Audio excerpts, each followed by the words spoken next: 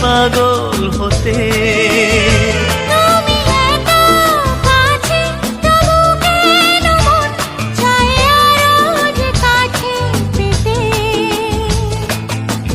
চোখ ভরে আজ তোমায় দেখি, তবু যে স্বাদ মেটে না।